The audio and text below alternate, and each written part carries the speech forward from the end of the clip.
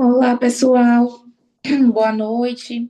Tudo bem com vocês? Eu sou a professora Débora e hoje nós vamos ministrar a turma ética, a disciplina Ética na Psicanálise 2, que é uma complementação da aula anterior que nós tivemos há mais ou menos uns 15 dias atrás, salvo engano. E aí nós vamos complementar, né, esse estudo e na oportunidade nós vamos conversar um pouquinho sobre o que seria ser ético no divã, né? Tema de um artigo, né, que foi solicitado na última aula. E aí nós vamos discutir um pouquinho no final da aula, tá certo? Bom, vou me apresentar brevemente mais uma vez. Eu sou professora Débora Monteiro, sou pedagoga, sou formada em letras, tenho algumas especializações, né, em neurociências, em educação especial e inclusiva, atuo como neuropsicopedagoga em alguns espaços e tenho aí o mestrado e o doutorado em psicanálise, né, que é uma das minhas áreas também de estudo para além da educação. Eu uni com a neurociência e a psicanálise todo o meu saber, né? E aí faço uso disso ministrando aulas para adultos, no caso de vocês, e também para crianças, atuando ali na, na vertente da educação. E aí nós vamos entrar aqui já para refrescar a memória, algumas coisas que nós vamos rever nessa aula. Nós vimos na aula anterior, mas é um conteúdo mesmo de fixação, rememorização. Tudo que será dito aqui é uma complementação, como eu falei, eu volto a repetir, é uma complementação da aula 1.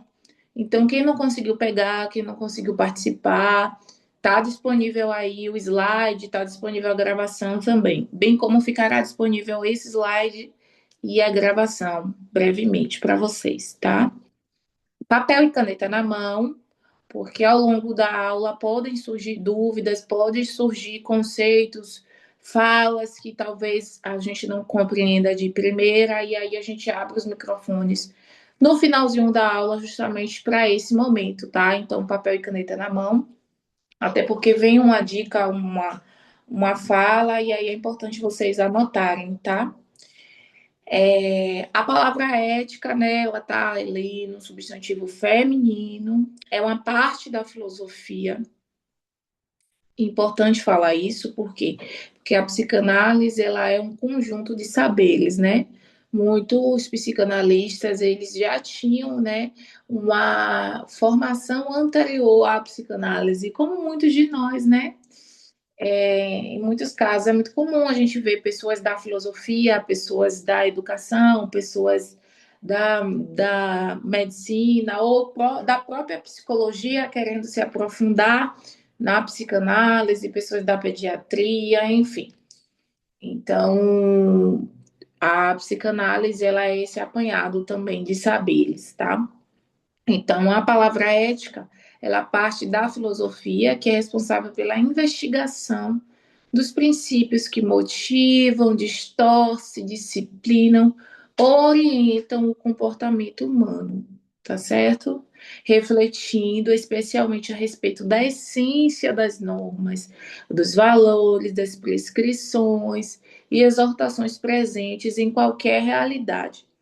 Por exemplo, a moral ela diz de uma determinada cultura, não matarás, por exemplo, não matarás. A ética ela vai adentrar justamente nesse sentido. Por que não matarás? Em qual contexto isso está sendo utilizado? Por que, que não devemos matar? Então, a moral ela é a regra. A ética ela entra justamente para investigar, questionar, tá certo? Então, é um conjunto de regras e preceitos de ordem valorativa, né, e moral de um indivíduo ou de grupo social, né? Ela é profissional, enfim. Ela está ali para a investigação, como eu falei, para o questionamento. A ética dentro da psicanálise, gente, ela não se refere apenas a um conjunto de regras morais pré-definidas, mas sim a uma ética da ação. Veja bem, uma ética da ação, uma ética ali do fazer analítico, do fazer terapêutico, do fazer psicanalítico, da questão ali no divã, tá? Então, é uma ética da ação, da interpretação, do desejo. Então, a gente vai trabalhar investigando essas questões, né? Buscando sempre aproximar ali, isso foi falado na última aula, aproximar o sujeito do desejo dele, nem sempre curá-lo, nem sempre libertá-lo, até porque eu sempre falo, né? E eu repito, a gente não pode é, levar ou trazer respostas prontas para ninguém, mas a nossa função vai ser justamente investigar, interpretar essa queixa, esse desejo e aproximar o sujeito disto, tá? É uma ética que se manifesta na prática clínica, no modo de concluir o tratamento e na relação transferencial, que é a relação ali de analista e analisando. E também na contra-transferencial, que é do analista para o analisando. Como é que o analista ele reage, ele se contrapõe a transferência do analisando. Então, a ética está posta para isso. E aí a gente vem aqui tentando identificar esse desejo, né? Que na psicanálise o desejo é um conceito central, tá? Que se refere a uma força impulsionadora. O que seria isso, professora? A pulsão. Pulsão também é um conceito base da psicanálise, né? Que seria a força motriz do ser humano, aquilo que motiva, que impulsiona o id, os desejos mais instintivos, primitivos, né? Enraizados ali no ser humano. Então, o desejo é essa força impulsionadora, inconsciente, muitas vezes, motivada geralmente por necessidades e prazeres, tá? Que leva o sujeito a buscar a sua satisfação. Não é puramente consciente, tá, gente? Ou seja, essas pulsões, esse desejo nem sempre é consciente. Às vezes a pessoa vai querer tanto uma coisa, vai desejar tanto uma coisa, e às vezes nem ela vai saber o porquê. Por que, é que eu estou sempre ligada a essa situação? Por que, é que eu estou sempre ligada a esse homem, por exemplo? Ou por que, que sempre eu me deparo com situações idênticas, só mudam os personagens, né? Então, nem sempre, gente, é consciente, tá? Não é, e aí o nosso trabalho entra justamente para investigar esses sintomas, esses desejos, esses padrões de repetição, de comportamento. Não é puramente consciente, estando ligado ao inconsciente, influenciado por pulsões e experiências passadas. Por que, que eu trouxe experiências passadas? Porque muitas pessoas são influenciadas pelas experiências vividas, geralmente na infância. Traumas vividos ou traumas adquiridos também já na fase adulta, a gente na juventude. Enfim, essas experiências influenciam sim as nossas funções e os nossos desejos, tá? O desejo na psicanálise é mais do que uma simples vontade ou necessidade. É um movimento contínuo em direção a um objeto que se busca, mas que nunca é completamente alcançado, né? Ou seja, eu busco tanto uma coisa, mas eu nunca estou satisfeita, eu nunca estou plena, tá? Então, é mais do que uma simples vontade ou necessidade, é um movimento contínuo em direção a um objeto que se busca, mas que nunca é completamente alcançado. Aspectos importantes do desejo na psicanálise. Vamos lá. O inconsciente.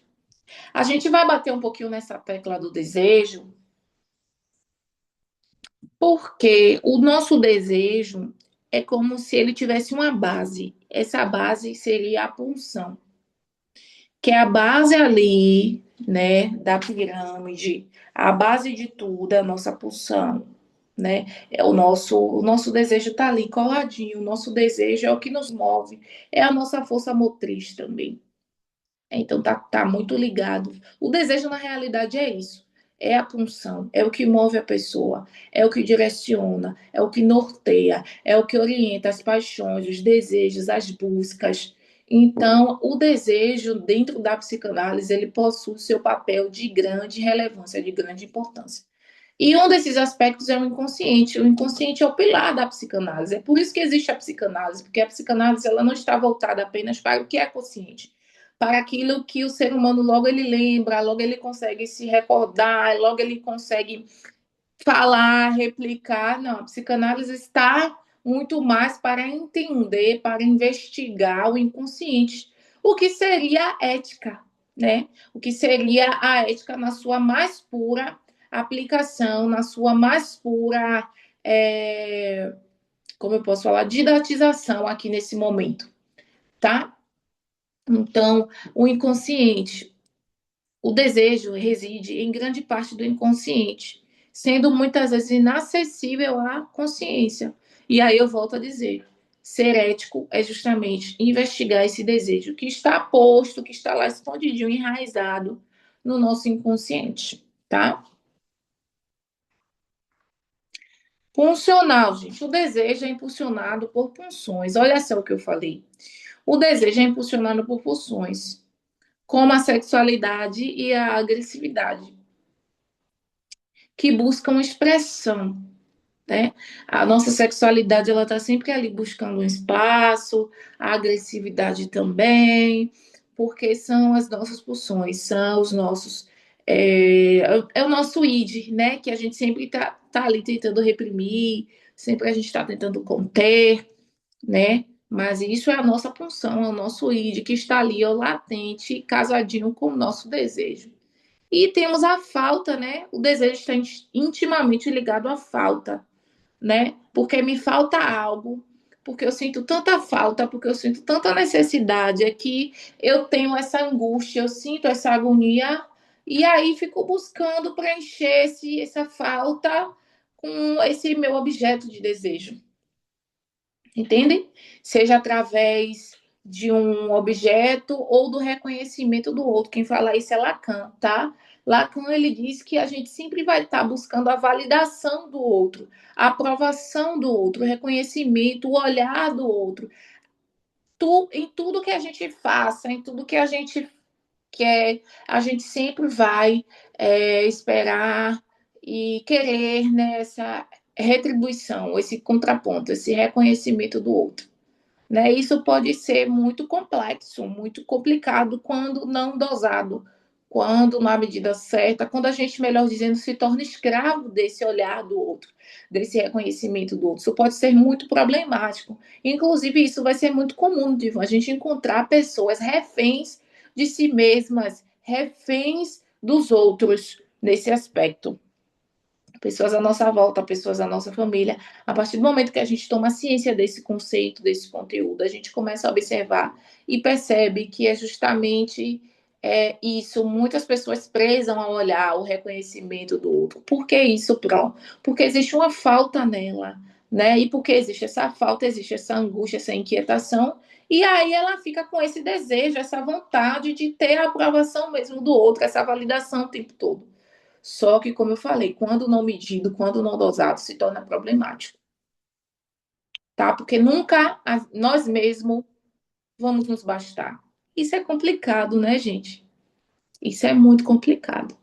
Ah, próximo significa dizer que vou ser autossuficiente, eu vou estimular os meus alunos a serem autossuficientes. Não, a gente precisa sim um do outro, a gente precisa do trabalho em equipe, a gente precisa da família, né, do time ali e tudo mais, da opinião sim do outro, muitas vezes, do aval, né, já que a gente trabalha em equipe, por exemplo, mas que você não seja refém disso, que não sejamos reféns disso, né? Então, gente, o desejo, e aqui a gente entra para o simbolismo, tá? Nem sempre esse desejo vai estar escancarado. Muitas vezes, ou melhor dizendo, na maioria das vezes, ele vai estar ali modulado, mascarado, tá? Por símbolos, né, e significantes culturais individuais, tornando o único para cada sujeito, tá? para cada sujeito. Cada sujeito é um, cada sujeito é um. Eu costumo sempre falar, podem ser dois irmãos que conviveram ali no mesmo ambiente, tiveram a mesma estrutura familiar, tudo foi proporcionado aos dois da mesma forma, sabe? Por igual, sem distinção. Mas às vezes o que vai afetar um não é o mesmo que vai afetar o outro. Cada um simboliza, transforma, né? À medida que o seu inconsciente ele vai ali simbolizando, mascarando, enfim, que ele vai introduzindo ali, né? Tirando do consciente e introduzindo ali no seu inconsciente, tá, gente? Cada um vai simbolizar, dar o significado, né, de acordo com a sua interpretação. E aí, outra coisa também importante, gente, dentro do desejo, na psicanálise, são as manifestações, né? O desejo, ele se manifesta de diversas formas. De diversas formas, eles podem vir para fora.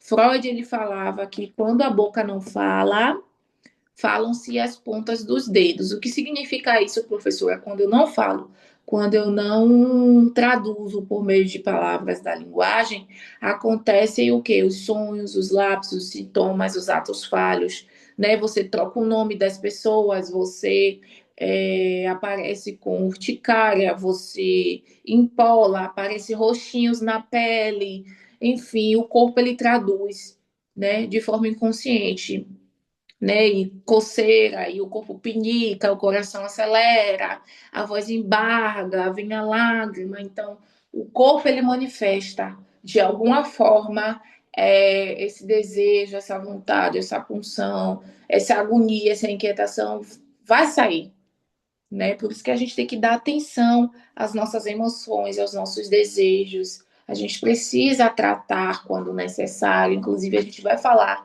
ainda nessa aula sobre o tripé psicanalítico, tá? Então, assim, como eu estava falando, o desejo ele se manifesta de diversas formas. Sonhos, minha gente, sonhos. E às vezes a gente, quando sonha alguma coisa, a gente, quando acorda, a gente não consegue lembrar de tudo, ou a gente lembra de algumas coisas que não fazem tanto sentido. Por que isso? Porque até que chegue a sua consciência, né, o seu inconsciente ele precisou trabalhar bastante para que fosse algo aceitável, digamos assim, né? Então, o que você não consegue se recordar, não há o que fazer, mas o que você se recorda, ainda assim, o seu inconsciente trabalhou bastante para que de alguma forma você traduzisse de uma forma que fizesse sentido, entre aspas, né?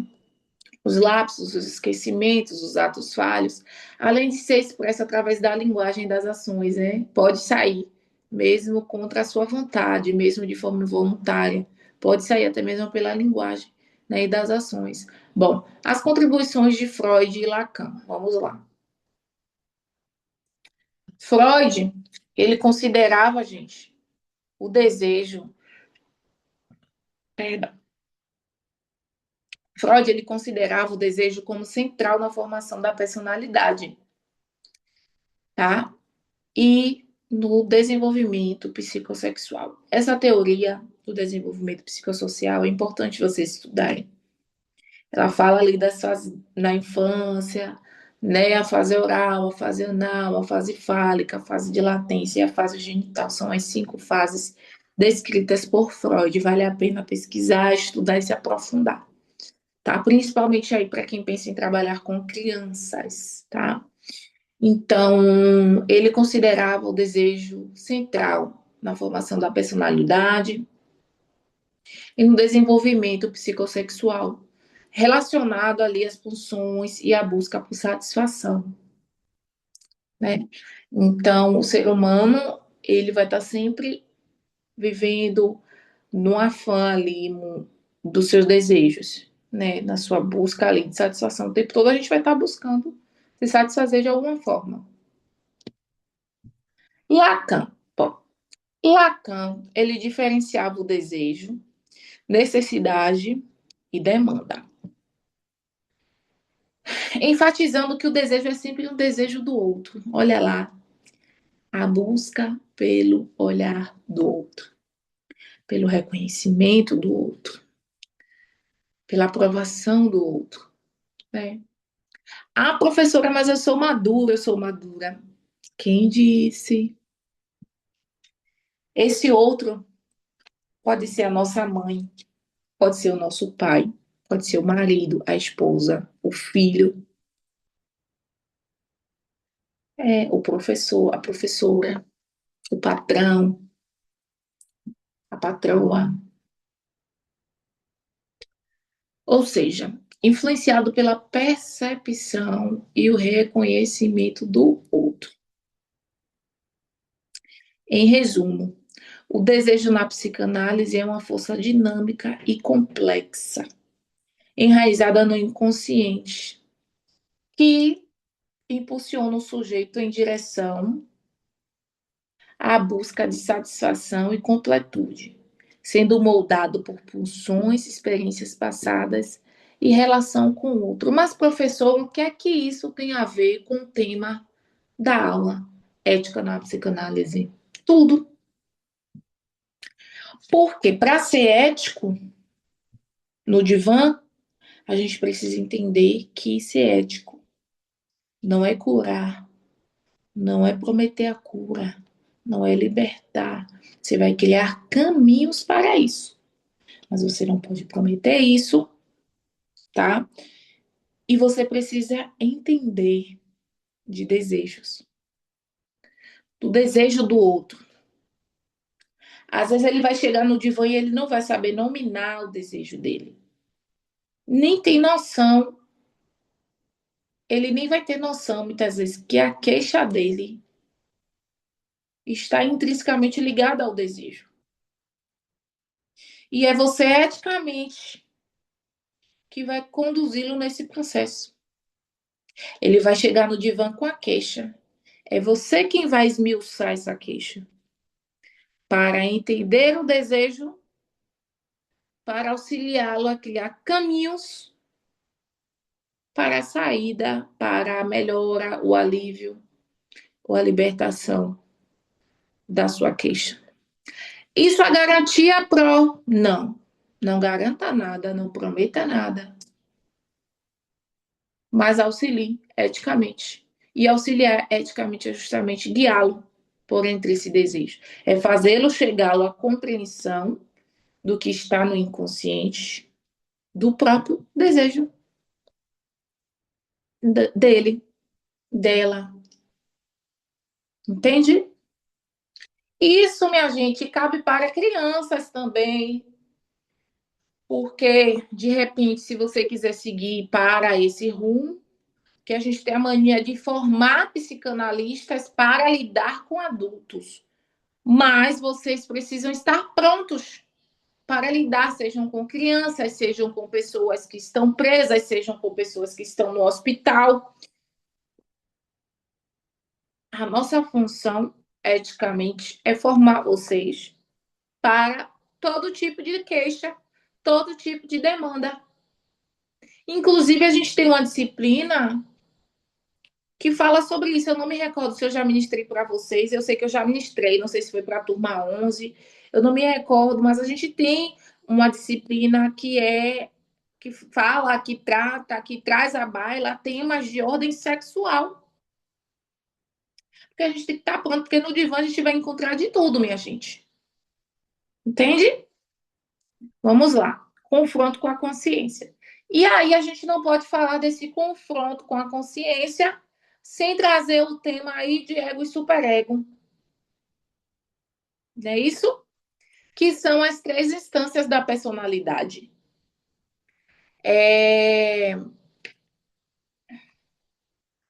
Na teoria aqui de Freud, né, essas três instâncias descrevem a estrutura do psiquismo. Né? O id seria a parte primitiva, impulsiva, inconsciente, né? Buscando sempre a gratificação imediata dos instintos e prazer. O ego ele é mais racional, né? Que ele está ali tentando equilibrar os desejos, né? Do id com as exigências da realidade e do superego, né? Então a gente tem o id, o ego e o superego. O id é as nossas funções e vontades e desejos mais instintivos, enquanto que o superego é a exigência da realidade, é a realidade nua e crua, né? E o ego, ele tá ali tentando balizar, tentando equilibrar essas duas forças, essas duas tensões, tá? O superego representa a consciência moral, internalizando as regras sociais, os padrões parentais, a religião, a cultura, entende? Para buscar o comportamento ideal e correto. Então, o id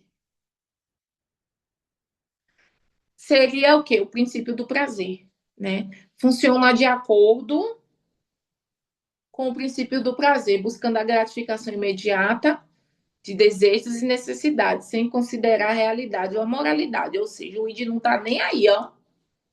O id está pisando o pé no acelerador e não está nem aí para faixa de pedestre, não está nem aí para semáforo, não está nem aí se tem um cachorro na pista, um gato, um passarinho, um papagaio, não está nem aí, tá só pisando o pé no acelerador, ele não quer saber de nada, ele não olha para os lados, ele não olha para trás, ele não pesa consequências, nada.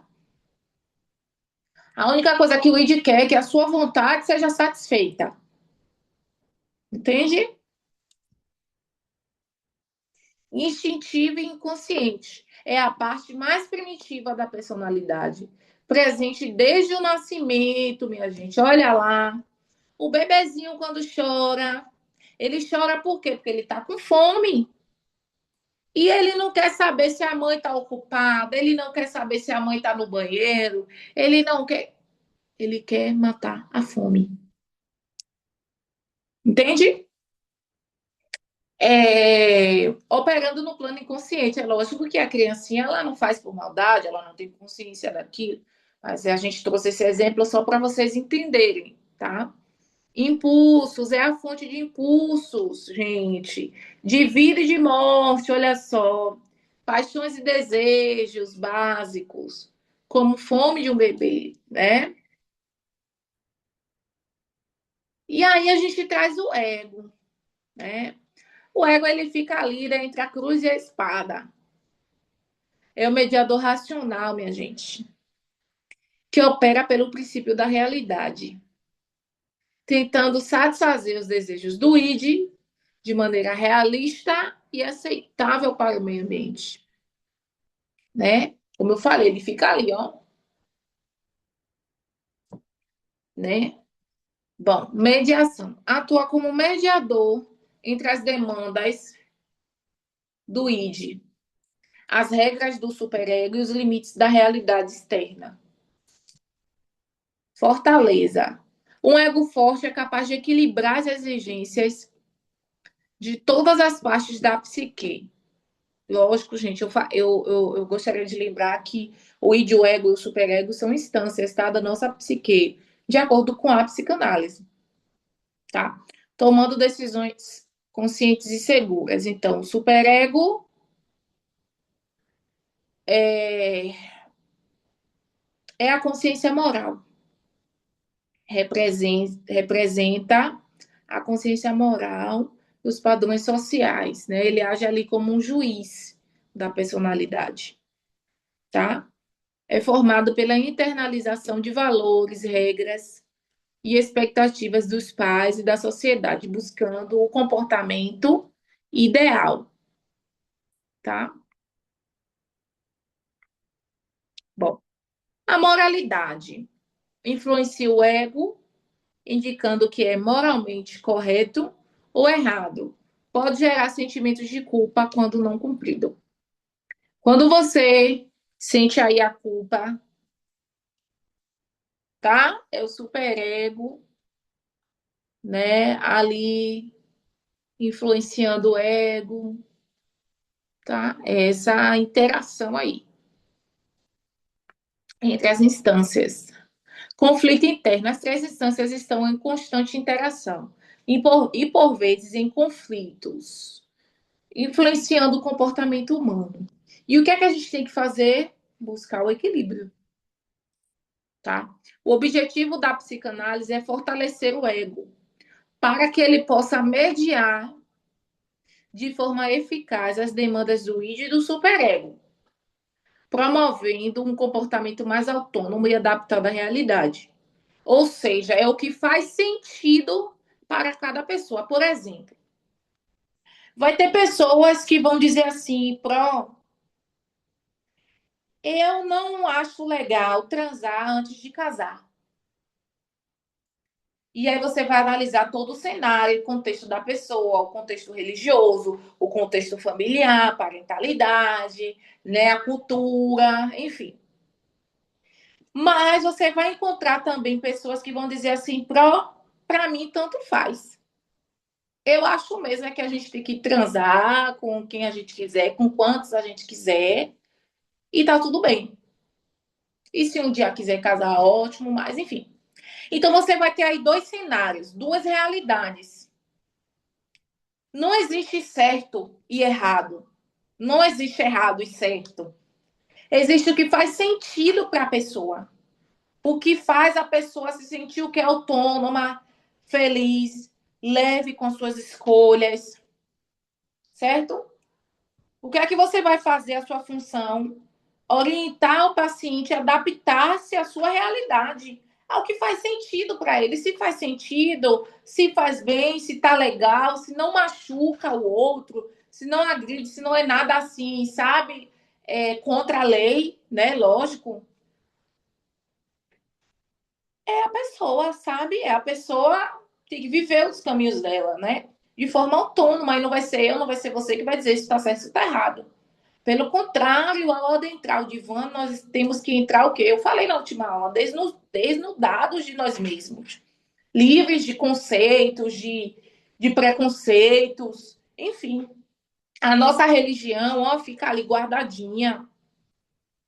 Não pode haver essa influência, nós temos que ser imparciais dentro do divã, sabe? Bom, e aí a gente traz um outro tema aqui que é bem complicado, que seria essa repressão. O desejo versus repressão. Bom, o desejo, né, a força do inconsciente, o desejo na psicanálise é um elemento constitutivo do inconsciente, tá? Que busca se expressar e se tornar consciente. Mas não encontra essa possibilidade quando reprimido. O que seria isso para o recalque que a gente fala, né? É quando o nosso desejo ele é ali abafado, né? Ele é reprimido mesmo, né? Então, é isso que a gente vai investigar também, que a gente vai buscar o que está ali reprimido, o que está recalcado, o que está escondido, o que está no inconsciente, né? Então, mecanismos de defesa é o afastamento inconsciente de conteúdos mentais considerados inaceitáveis ou perturbadores, como os desejos sexuais ou agressivos, impedidos que cheguem à consciência. Vamos lá. A repressão recalque, mecanismo de defesa, tá? O que seria isso, professora? É quando nós temos pensamentos, né, ou falas que a gente não evita trazer à consciência. A gente joga para lá no mar do esquecimento, que é o que a gente chama de inconsciente. Tudo que é inaceitável, que você falasse, por exemplo, a alguém, né? Então a gente faz o quê? Reprime, recalca. E aí o ser ético é justamente investigar isso também, tá? O papel da psicanálise seria a conscientização. O objetivo da análise é trazer à consciência o material inconsciente reprimido, tá? Por que, que o paciente reprime? Por que, que perturba? Por que, que martiriza o paciente? É aí que está a incógnita. tá? Compreensão e resolução. Vamos lá. Como é que a gente desvenda isso pro? Vamos entender agora. Ao dar voz ao desejo reprimido e compreendê-lo, o sujeito pode não só alcançar autoconhecimento, mas também superar conflitos emocionais.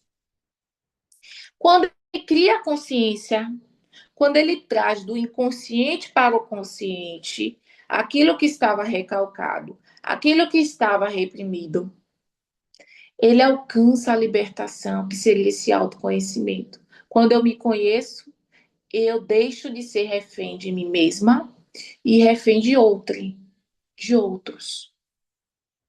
E aí eu começo a superar questões, conflitos, tá? Evitar danos. A análise pode ajudar a evitar danos à saúde física. Lembra que eu falei no início da aula que o que a gente não fala, o corpo traduz? Falam-se as pontas dos dedos, Freud fala isso. Então, evitar danos seria isso. A análise pode ajudar a evitar os danos à saúde física e mental que pode advir da repressão de sentimentos e desejos. E isso pode respingar em outros também. Então, quando você auxilia o seu paciente a trazer à baila aquele conteúdo, aquele material recalcado, reprimido, você está auxiliando o próprio paciente no seu caminho de libertação, como outras pessoas que poderiam ser afetadas com essa queixa, com essa questão, com essa repressão, com esse recalque. Eis aí a imensidão, o poder de alcance que nós, enquanto psicanalistas, temos.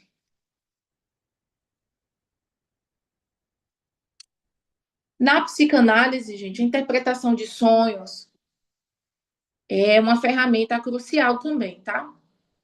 Para acessar o inconsciente do paciente. Se o paciente traz sonhos, peça que ele te conte. Ó, com o papel e a canetinha na mão, você ó, vai anotando. Pode não fazer sentido ali, naquela hora, mas depois, ó, as peças do quebra-cabeça vão se juntando naturalmente. Os sonhos, segundo Freud, são a via régia para o inconsciente, onde os desejos são reprimidos, né? Conflitos emocionais e traumas não resolvidos podem ser revelados. Vocês sabiam disso? Que o material do nosso inconsciente ele pode vir à tona através dos sonhos. Às vezes você labutou tanto com o seu paciente te falar mesmo, verbalizar, mas é através de um sonho que ele vai te contar. Ah, sonhei com isso. E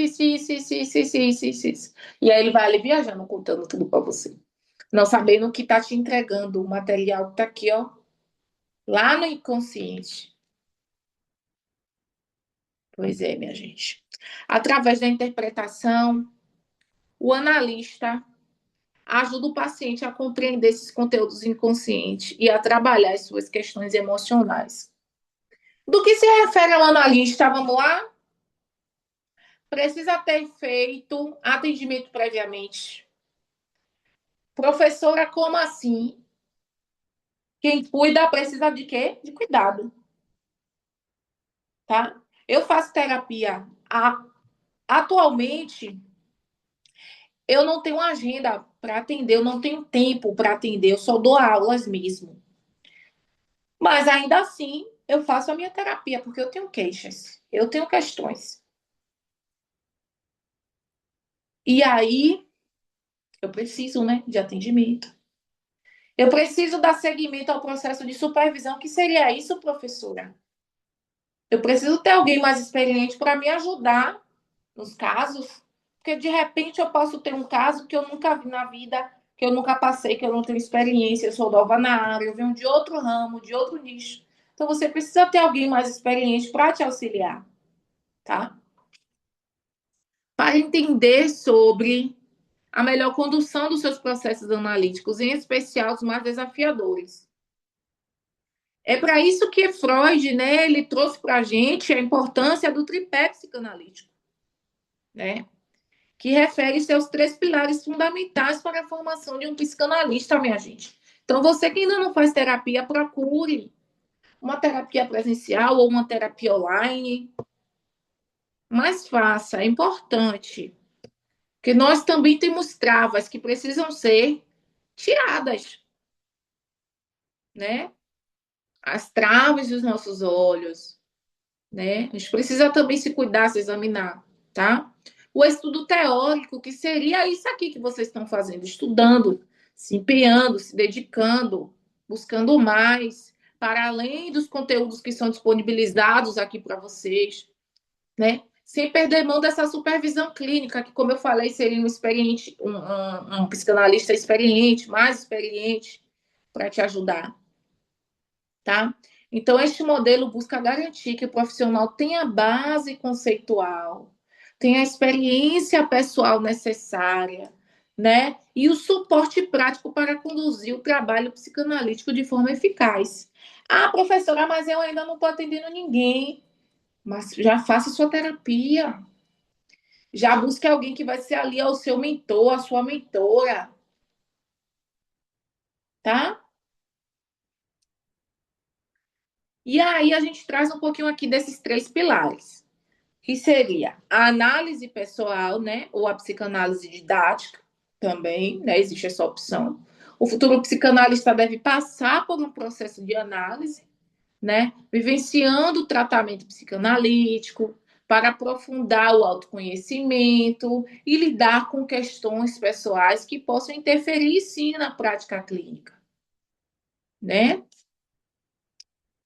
O estudo teórico, né? Vejam bem, é um tripé, ou seja, são 3. A gente já falou da análise pessoal, vamos agora para o estudo teórico, que compreende o estudo aprofundado dos conceitos, dos métodos e terapias psicanalíticas desenvolvidas por Freud e outros autores, sendo fundamental para a compreensão do inconsciente e do funcionamento da mente humana, tá?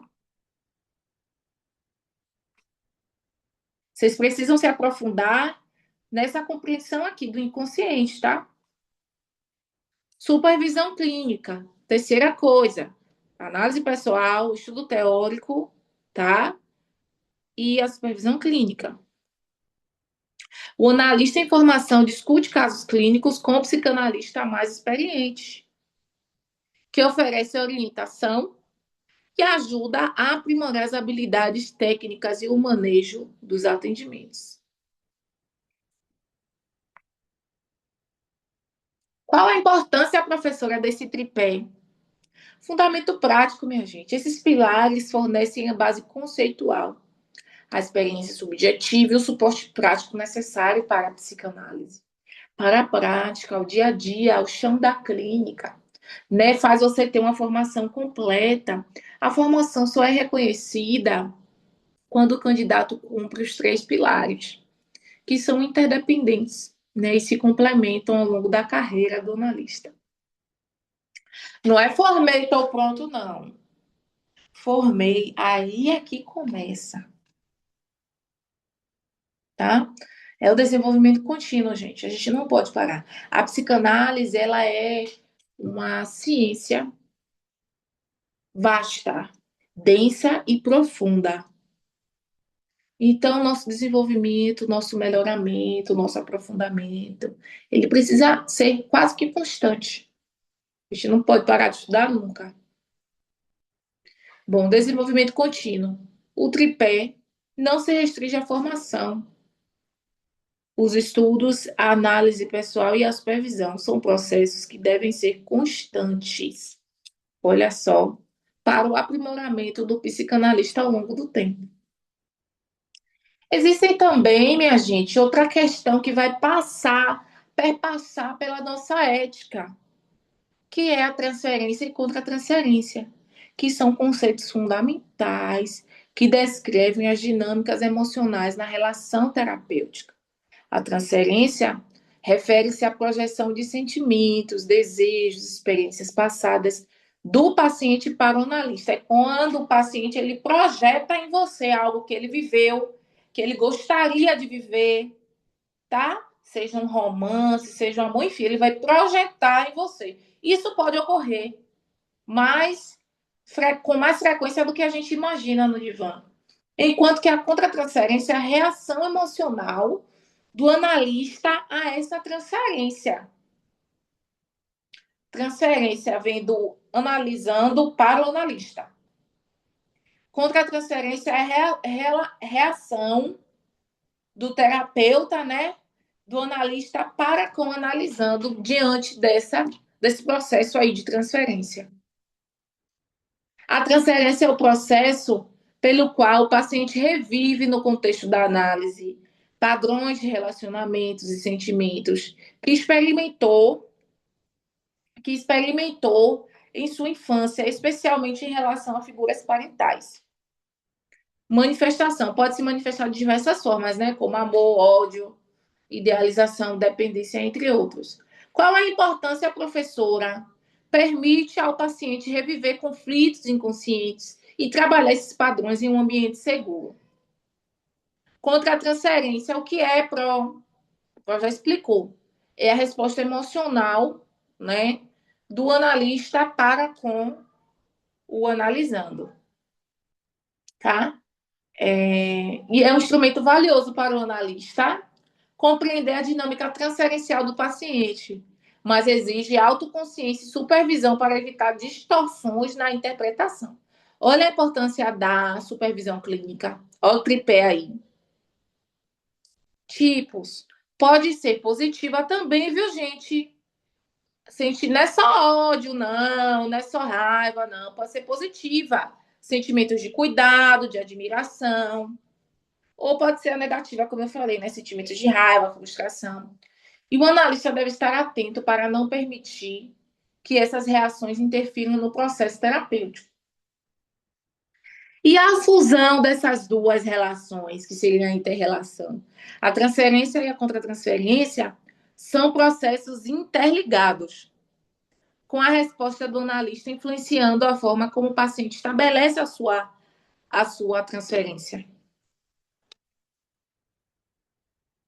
Então, o analista deve estar atento, tá, gente, às suas próprias reações emocionais, para evitar que elas prejudiquem a análise, buscando a supervisão quando necessário.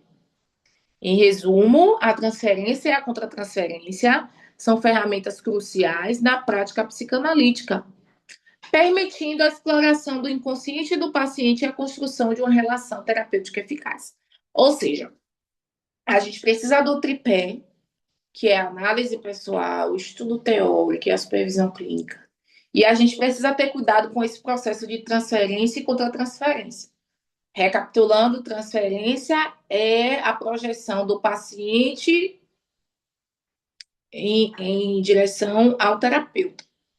Contratransferência é a reação emocional do terapeuta para com o analisando, tá? Isso aí não pode interferir na relação terapêutica. Então, mantenham a neutralidade, mantenham a centralidade do processo terapêutico, o que é fazer eticamente com que o paciente se aproxime com seu desejo, crie consciência, traga à baila aquilo que está reprimido, recalcado à consciência, tá? Para que ele se liberte, para que ele desenvolva o autoconhecimento, o domínio das suas ações, das suas falas, das suas projeções, tá? Para que ele chegue à consciência mesmo, né? De, de todas as suas raízes e queixas emocionais, se assim posso dizer. Bom, falando de ética, a gente não pode perder de vista a moral, que estão ali ó, interrelacionadas. A moral em Freud é vista como um sistema externo de regras e normas que visam a repressão, ou seja, a religião faz isso, a cultura faz isso, a parentalidade, a família faz muito isso, dita o que é que nós temos ou não que fazer, a forma que nós temos ou não que viver. Tá? Então, moral em Freud é vista como um sistema externo de regras e normas que visam a repressão dos impulsos instintivos, especialmente os sexuais e os agressivos. Tá? A moral é vista como sistema externo, ou seja, para além dessas regras, para além dessas normas, tá? Para além dessa repressão, né? Especialmente sexuais e agressivos. Como é que eu analiso isso aqui? Aí que entra a ética também, tá? Analisando toda essa moral aí, toda essa indução externa, tá?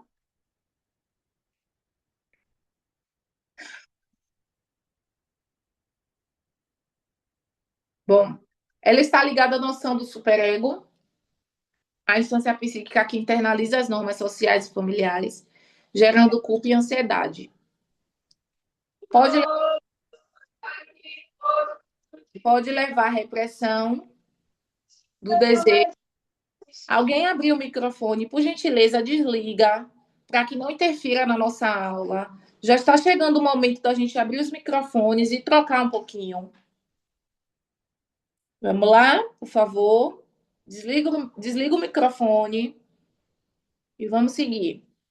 Pode levar à repressão do desejo e à alienação do sujeito que se vê obrigado a renunciar à satisfação de seus impulsos em nome de uma ordem social. Eis aí o perigo, né, da gente viver refém do olhar do outro, como dizia Lacan. Ética em Freud. A ética, ou seja, a moral da psicanálise está justamente para além disso aí, dessas normas ditadas pelos grupos sociais. E a ética, professora, a ética na psicanálise refere-se ao trabalho do sujeito com o seu próprio desejo. É justamente auxiliar o paciente a entender o seu próprio desejo. Por que, que ele é refém dessa moral, dessas normas ditadas por grupos sociais? Buscando uma forma de satisfação que não seja puramente destrutiva ou alienante, tá? Sempre. Não se trata de uma adesão a um conjunto de regras pré-estabelecidas, mas de uma busca por uma posição singular diante da lei do sujeito.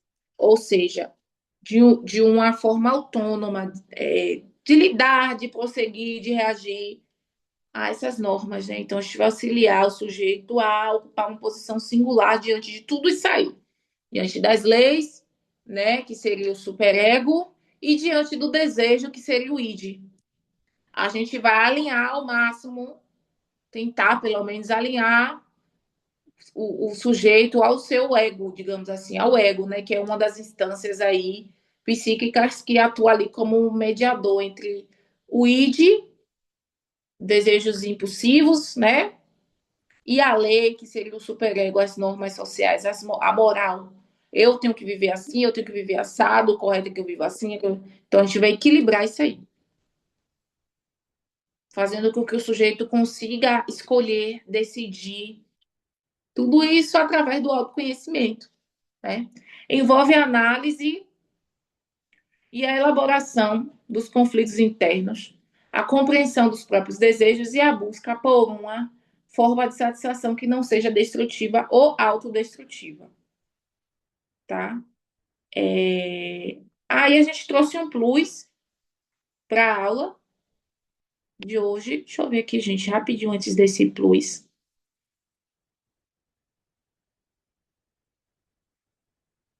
Pronto. Cadê o plus, plus, plus? Bom, eu trouxe o plus para a aula de hoje, que seria um pouquinho de Winnicott, né? E a ética do cuidado. Winnicott, Donald Winnicott, ele foi um pediatra que logo mais tarde se aprofundou aí na psicanálise infantil, ou seja, ele é um percursor de Anna Freud e de outros teóricos aí, né?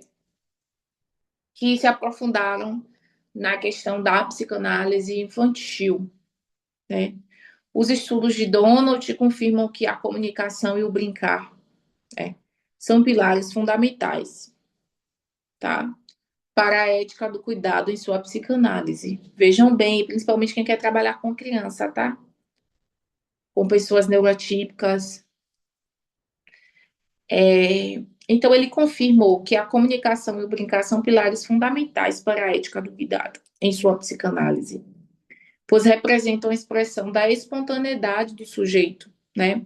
E um espaço onde a existência e desenvolvimento emocional se constrói, ou seja, Donald ele traz a ideia de que brincando a gente consegue entender, traduzir os desejos e formar um ser humano através do brincar, e que brincando a gente aprende, brincando a gente ensina, e que é de forma espontânea que a gente conhece de fato o sujeito, né? E a ética do cuidado ela pode sim ser aprimorada ali através do brincar, né? Então, muito interessante essa perspectiva, tá? E a capacidade de cuidar para Donald está ligada ao amadurecimento pessoal e à responsabilidade, tá? Manifestando-se através de um ambiente que acolhe o indivíduo e permite que ele se expresse autenticamente. A comunicação e a ética do cuidado, a expressão do self.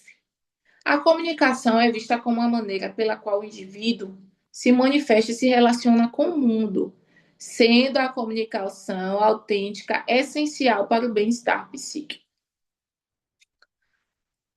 Paradoxo da comunicação. Donald, ele destaca que a comunicação não é a exposição total, mas envolve também o não comunicado, a preservação dos aspectos íntimos do self, que permanecem não comunicados e que são cruciais para a individuação.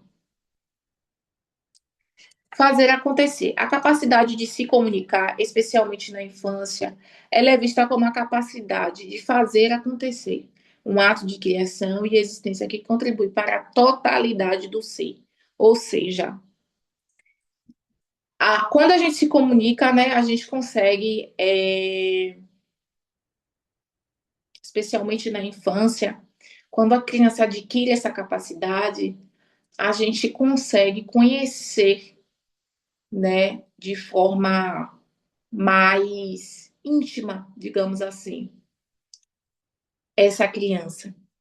Mas aí que está o X da questão. Brincando, a gente consegue também conhecer aquelas crianças, por exemplo, não verbais, né? Então, o cuidado ele perpassa por aí também, tá? O brincar. O brincar e a ética do cuidado, o espaço terapêutico. O brincar é um ambiente onde o indivíduo, seja criança ou adulto, pode experimentar e desenvolver a sua existência. É por isso que muita gente procura a dança, procura o teatro, procura o balé, procura, enfim, porque brincando, ela se reconhece, ela se reconecta consigo mesma, ela se sente pertencente, ela desenvolve a sua capacidade de ser e existir, a sua capacidade crítica, né, e argumentativa no mundo. Ela consegue aflorar e ter essa sensação de pertencimento não só ao grupo, mas a si mesmo. Então, na terapia, o brincar do terapeuta sobrepõe-se ao do paciente, criando um espaço de possibilidades. Atividade criativa, vamos lá. O brincar é intrinsecamente ligado à criatividade, gente, à espontaneidade, sendo a sua prática uma forma de desenvolver a saúde emocional e a integração do indivíduo. Fundamento da prática psicanalítica. A atividade do brincar, ela é considerada um método de tratamento psicoterápico de base psicanalítica, pois permite o deselar e a construção da subjetividade do paciente. A importância do ambiente do cuidado. Vamos lá, o amadurecimento. Para o Winnicott, a ética do cuidado está intrinsecamente ligada ao amadurecimento. Eu já falei isso, que só pode ocorrer num ambiente de cuidado e suporte que atenda às necessidades do indivíduo em seu desenvolvimento. E cada pessoa, cada criança tem as suas necessidades individuais, né, gente? E aí a gente vai adaptando e organizando de forma que atenda ao nosso paciente da forma mais tranquila, brincante, lúdica, por exemplo, possível, né? Porque usando o lúdico, inclusive com os adultos, a gente consegue extrair bastante coisas, tá? A gente consegue acessar o inconsciente, talvez de uma forma muito mais tranquila, se não tivéssemos usado ali o lúdico. Então, a saúde mental, A saúde é sinônimo de amadurecimento, integração e vida criativa, onde o indivíduo é capaz de se comunicar e brincar autenticamente, mostrando-se e sendo encontrado no mundo. Vamos discorrer um pouquinho, gente, agora sobre a construção solicitada na última aula acerca da ética e moral. Aqui eu deixo a bibliografia, né? E aqui são os dados da AMA. Vamos lá. Retornar aqui agora. Vamos abrir os nossos microfones. Nós temos aqui a Priscila. Tudo bem, Priscila?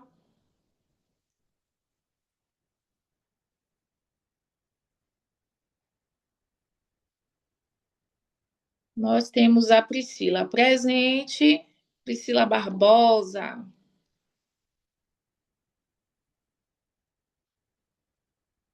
Deixa eu só anotar aqui, viu, Priscila? Porque eu preciso anotar quem está presente para passar para a central. Priscila Barbosa. Barbosa com esse.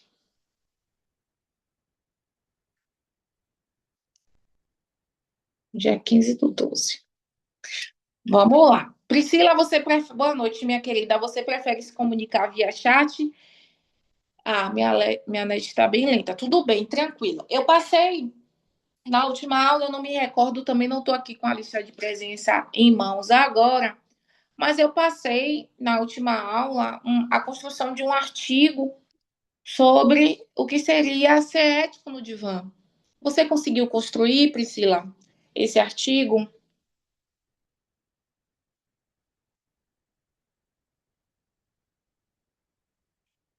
Ok.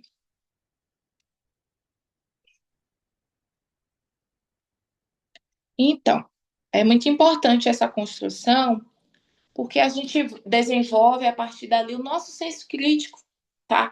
Não precisa ser nada com muitas páginas, não precisa ser nada, sabe, tão maçante. Tá lá no finalzinho da última aula, que é Ética na Psicanálise 1, tá?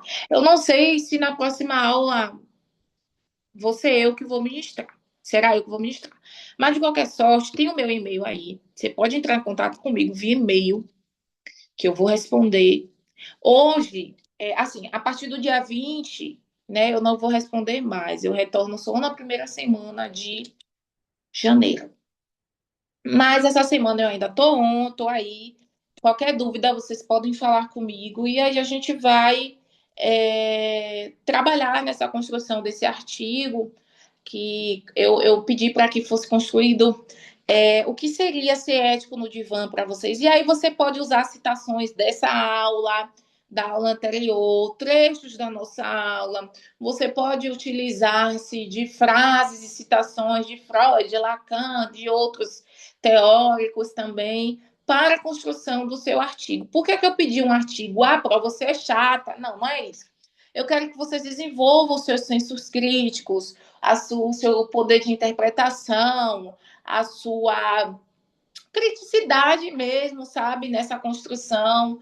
E aí é muito interessante, muitos psicanalistas, né, vocês que estão em formação, vocês pretendem seguir, alguns de vocês, enfim, não sei quem, mas assim, vocês, enquanto psicanalista, também vão estar aí, né, no mercado e precisam, de certa forma, contribuir também com a psicanálise e crescer, enfim, outros vão seguir carreira de mestres e doutores em psicanálise, e é importante desenvolver isso, tá bom?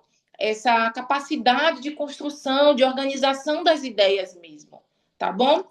Então, é isso. Priscila, você quer comentar alguma coisa? Você quer perguntar alguma coisa? Fica à vontade, o momento é agora, tá bom?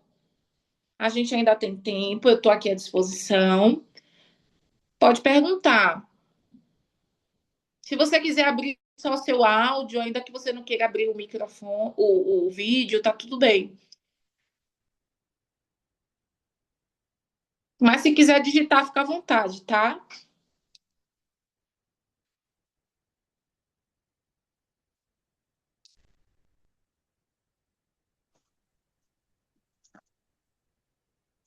Oi, Débora, boa noite. Tá me Oi, ouvindo? meu bem, te ouço bem. Ui, pode falar. Ótimo. Então, a minha pergunta é sobre o campo do inconsciente que você falou, sobre as ferramentas para conseguir interpretar os sonhos. Tem muito essa relação, né? Achei Sim. super interessante essa parte de que através de sonhos também dá para descobrir possíveis situações no contexto geral, né? Traumas, descobrir o porquê aquele analisante está passando por aquela situação, que a gente Ah, consegue, inclusive, gerar uma informação precisa através do sonho. Achei muito, muito interessante isso. uhum. E queria saber sobre essas ferramentas. Elas vão ser dadas nas próximas aulas? Como é que seria? Olha só, eu não sei se vocês vão ter uma aula com o tema interpretação de sonhos, mas a gente já deu Sim. uma pincelada nessa aula. Depois você volta um pouquinho e dá uma olhada novamente. Ou então você simplesmente anota o tema interpretação de sonhos, segundo a psicanálise, e se aprofunda. Uhum. Mas deixa eu te dizer uma coisa.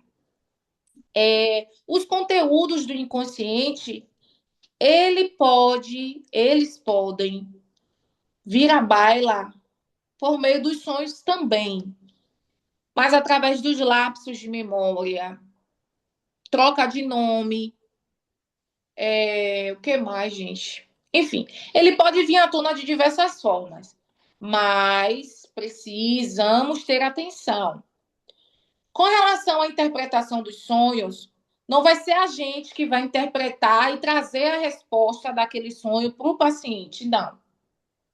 Ninguém Sim, melhor que o próprio paciente para interpretar o seu sonho, o seu próprio sonho. O que é que acontece? Você chegou no divã e o paciente disse: Olha, doutora, olha, terapeuta, eu sonhei com isso, isso, isso, isso. Chamou sua atenção, Priscila, você vai anotar. Data, anota. Questiona ali um pouco o paciente, tenta tirar alguma coisa, ver se consegue. Foi interessante, anota.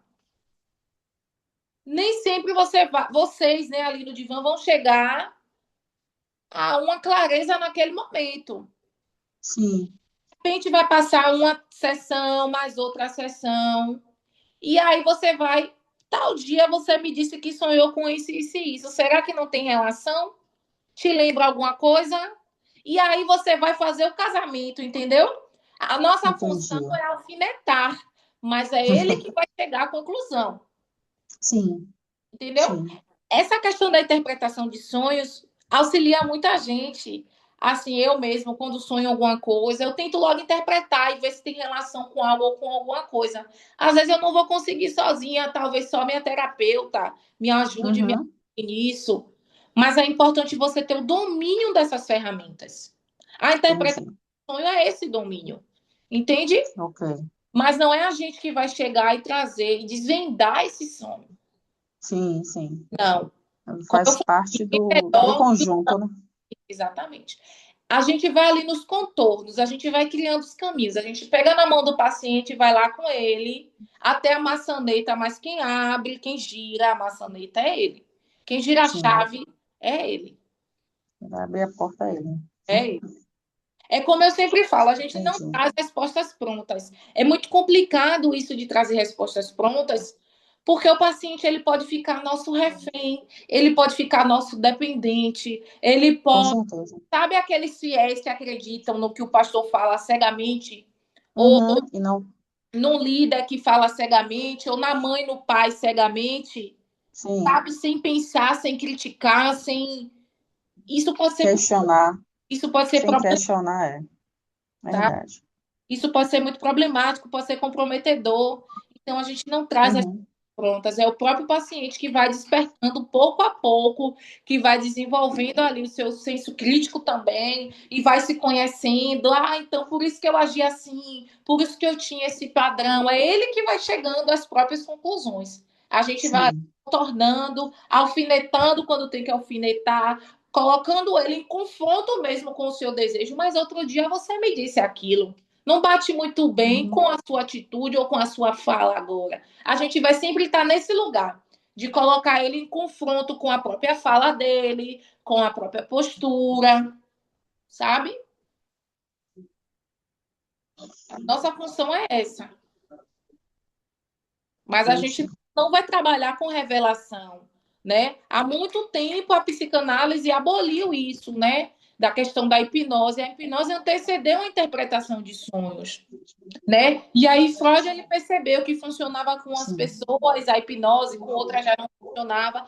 Então, aboliu-se a hipnose e a psicanálise agora usa a interpretação, né, de sonhos, enfim, uhum, outras ferramentas que nos dá esse suporte, entende? Mas não é a gente que vai revelar, que vai desvendar sim, nada, que vai. entendi. É muito mais por aí o caminho, sabe? A nossa Não, função, sim, ele chega ao autoconhecimento, entendi. ele mesmo se conhece. Autoconhecimento já está dizendo, né? Ele vai se conhecer. A nossa função é Sim, justamente essa, porque vai ter coisas que eles, por exemplo, vão nos contar que eles não têm coragem de contar para ninguém, ou simplesmente eles vão trazer um padrão para a gente, uma queixa, que a gente vai entender que é um padrão de comportamento e a gente vai auxiliar ele a identificar o uhum, porquê desse padrão, né? E a criar novos caminhos, a se tornar mais autônomos, a mudar, a realinhar a rota, entende? sim, entendi.